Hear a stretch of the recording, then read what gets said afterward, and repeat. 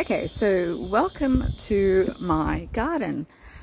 Today I just thought I'd take you around and show you what I'm doing in the veggie patch.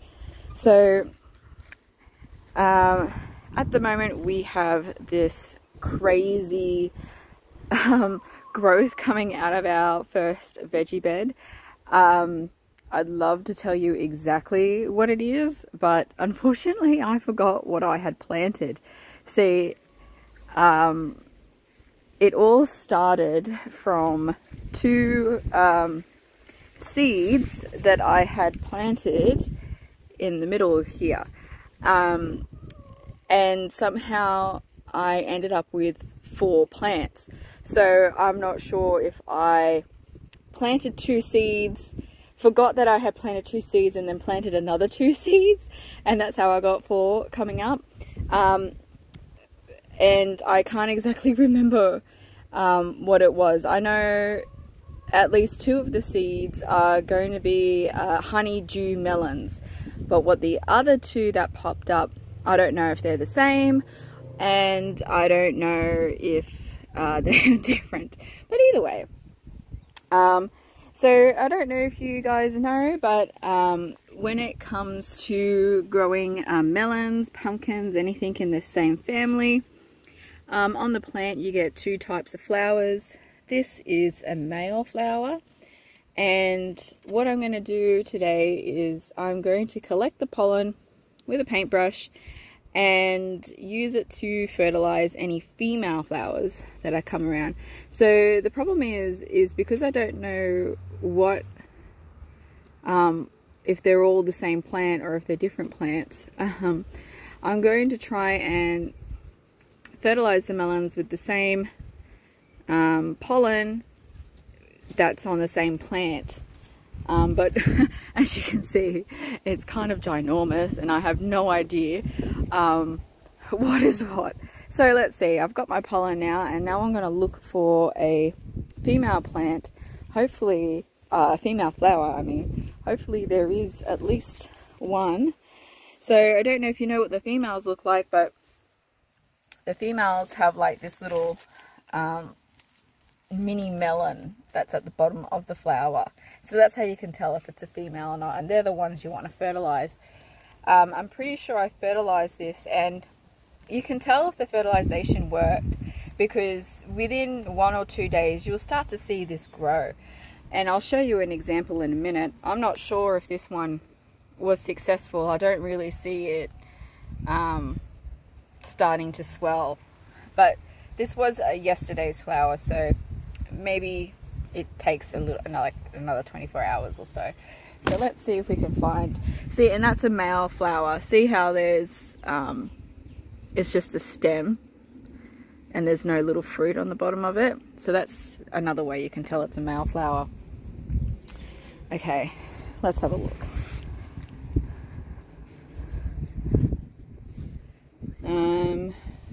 Not really having much luck.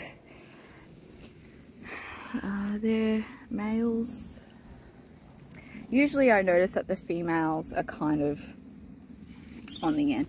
See, that's an example of a female flower that didn't become fertilized. It's turning yellow and it's shriveling up and it's just going to drop off eventually.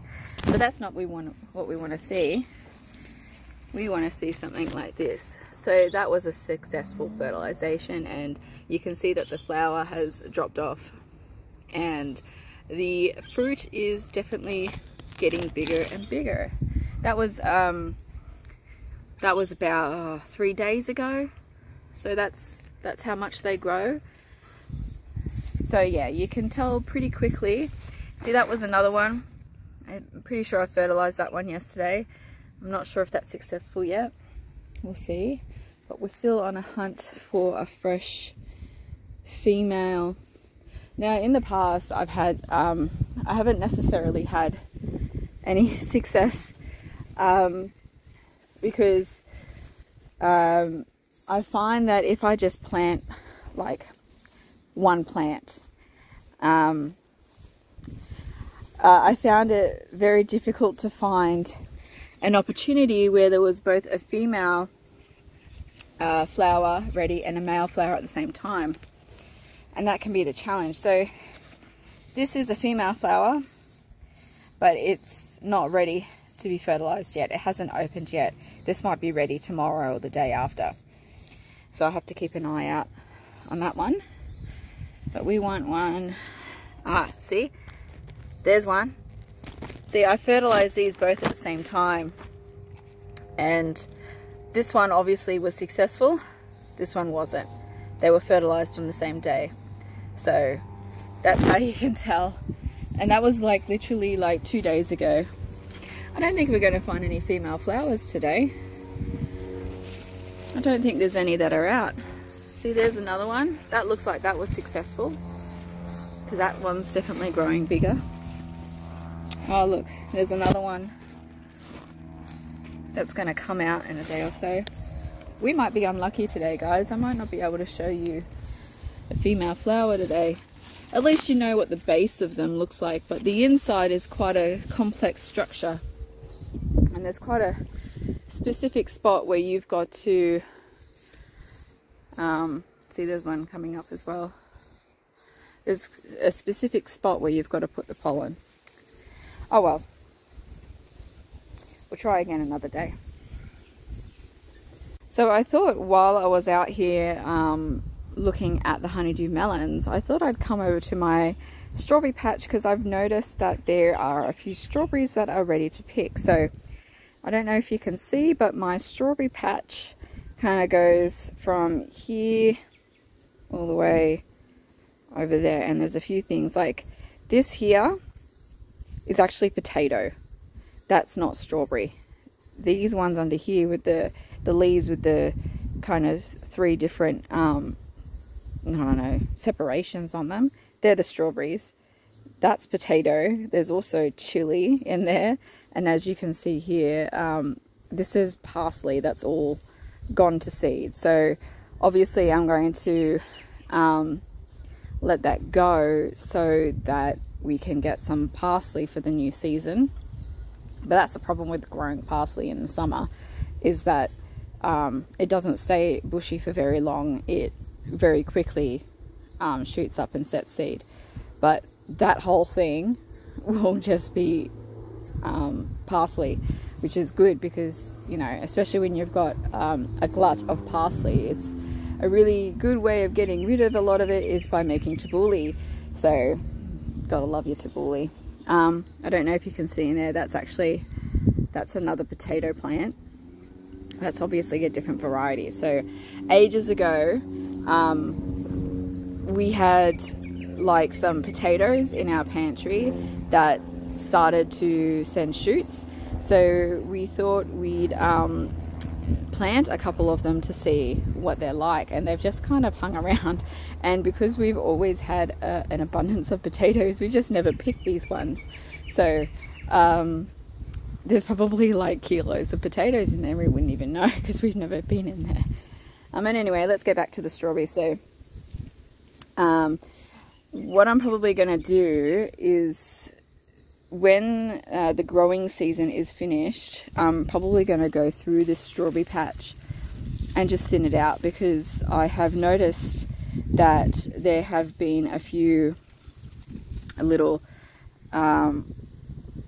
shoots coming off the strawberries, and these, when they land on the ground and set root, I don't know if you can, this one doesn't really have any, but little, oh yeah, like little roots come off the bottom here.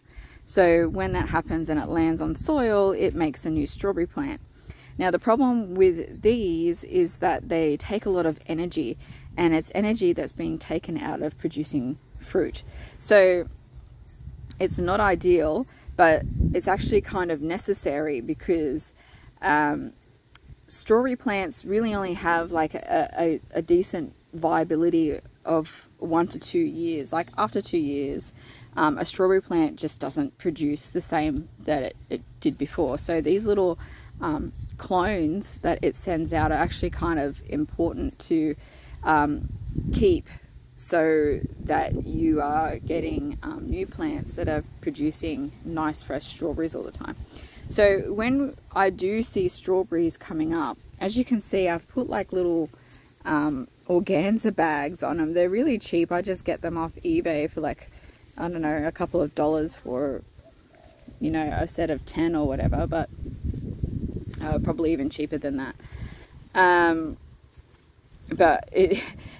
If I don't put these bags on the strawberries, then they get eaten by snails, lizards, birds, you name it. So that's how we protect them. So if I see any of them coming up, like there's a couple in there, I cover them in a bag.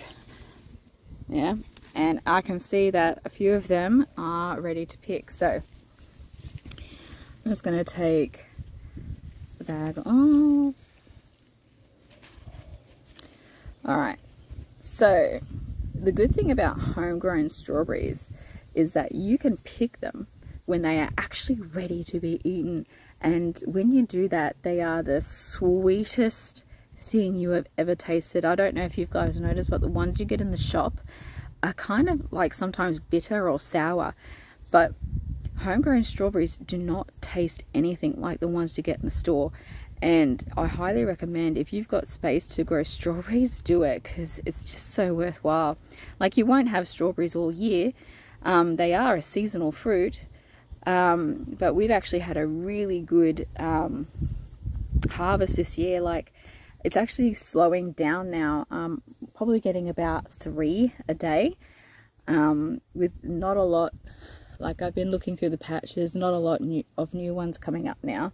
But yeah, at one point I was harvesting 5 a day, and they're just so delicious. So the way I can tell that they're ready, you start to see that really like dark red color, and you'll actually notice that they are very easy to cut off from the stem when they are ripe.